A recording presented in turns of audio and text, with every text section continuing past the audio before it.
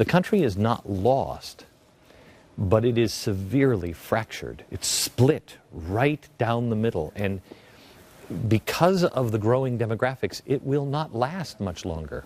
I mean, we're not even talking about the problems in the Middle East, Benghazi, the energy, the inflation of printing all of the money. I'm just talking about it won't last because of demographics.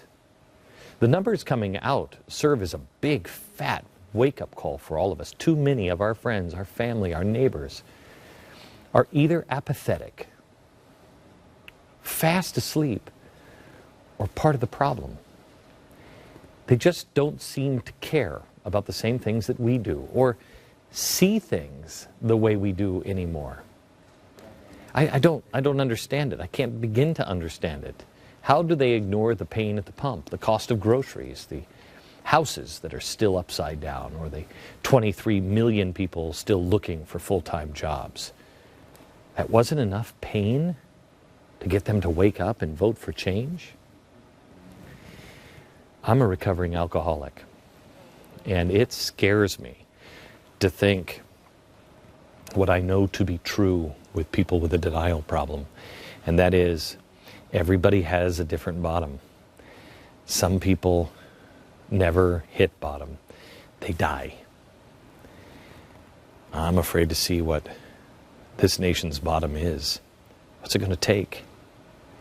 Whatever it is, I don't think I want to be around when everybody finds out. I mean, you know, it's like the rich people on the Titanic who refuse to put on the life jackets and head to the rescue boats. What? Sink? Nonsense! It's the strongest ship in the world. Let's retire for brandies and cigars. And next thing you know, the water is pouring into the beautiful lounge.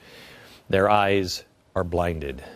They have been fooled by their arrogance. And by the time the water rushed in, they would be at the mercy of whoever reached out and says, "Follow me, I have the way out."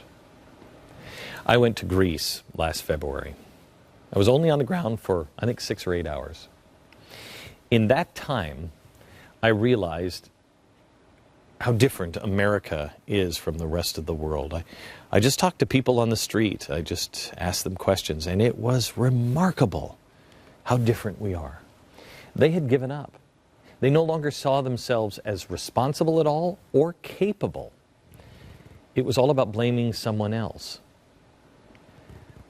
I got on the plane, we were flying back, I was going back to Rome, and I got on the plane after that long night, and I thanked God we weren't like that. They were blinded by the nanny state and the big government lifestyle. They ignored every single warning sign, and then it collapsed. And when it did, they still refused to accept any of the cuts because they had been so blinded.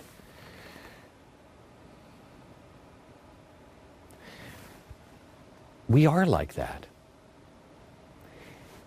It gets worse. This is Greece today. And this is over the austerity cuts that they want to make. They're trapped. And when somebody is trapped, there's always somebody there by a door that says, "Everyone, this way." It's the door opened by extremists. That is how the Nazi Party now controls 18 seats in Greece's 300-member parliament. They're not called the Nazi Party because who wants to go through the door marked Nazis? But they got everything going for them. They call them the Golden Dawn Party now. It's a golden dawn. Oh, it's a bright, beautiful tomorrow, isn't it? With these guys. A poll taken last month showed that if elections were held again today, Golden Dawn would capture 14% of the vote, making it Greece's third largest party. The Nazis rising again in Europe. I was called a madman for even saying that on television. In fact, I was called into the office, told not to say that anymore because it was too crazy. And yet it is now happening. Why? Because of the nanny state and lies and deceit and promises no one can keep. And if you don't think it can happen here, it already has. This is a picture from the 1930s in Madison Square Garden, it was full and sold out of Nazi Americans. Oh, well, that's just one thing. Yeah, okay, well, let me just show you this one. This one is from New Jersey. Yeah, they look like Boy Scouts, don't they? Except for the Nazi flag. If the Golden Dawn Party would ever open a place in Manhattan where people are struggling and there is no power and they have no food and FEMA isn't there to rescue them and there's no neighbors that will help each other and I don't go to church, I don't even know where it is. Man, if somebody in the Golden Dawn Party ever decided to go visit people in Staten Island or Jersey, you don't think they would take the help? Of course they would. In fact, I contend that many Americans will say, you know what, they're not Nazis, they're Golden Dawn Party, and sure, they've got some crazy ideas, but look how generous they were. At least they helped us. On a completely unrelated note, 2 months ago, the Golden Dawn Party opened an office in New York City. You see, what we take for granted now about the American Revolution is that the outcome was never a given. Washington's army had all but given up. The people in Philadelphia, the weasels in Philadelphia, scampered like the little rats that politicians usually are. The last line of the pamphlet that I read to you last night, Thomas Paine's American Crisis, says this: "The flame of liberty may sometimes cease to shine, but the coal can never expire." The harsh reality that we have to deal with today is the flame of liberty is not shining on half of this nation. And I think the coal is very close to not putting off any heat anymore. A Pew survey of America's youth found that more have a positive view of socialism than they do towards capitalism. 49% positive to 43% negative. Everyone said the crowd won't show up. They're not going to show up for Barack Obama. Well, they did. Even more of them came out. Why?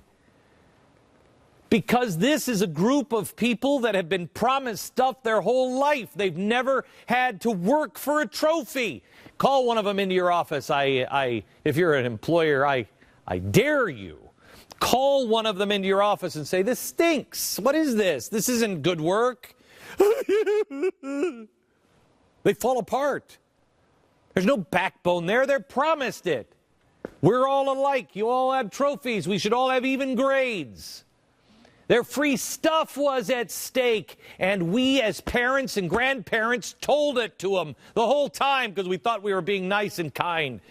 We're hanging ourselves. Evil Republicans want to take it away from you. They want it. They've been promised. And they'll take it from anybody when they're in trouble.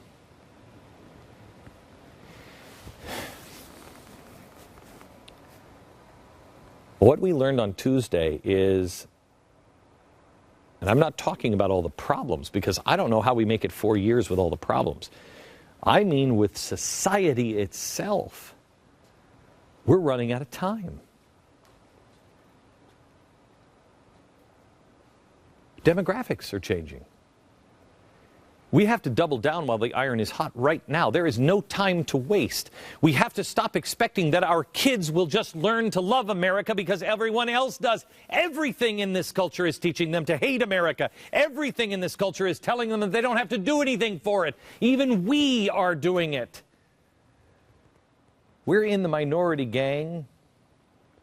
And if you're shipping your kid off to school from age 5 on for 8 hours a day or more, hoping that they're going to come out with, a love for the founding fathers, you're fooling yourself.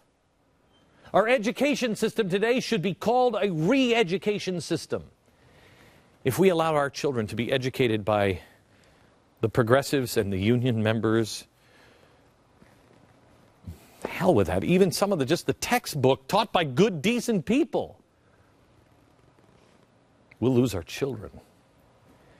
There won't be a flame of liberty in them. There will just be, "Give me my stuff," growing from deep within.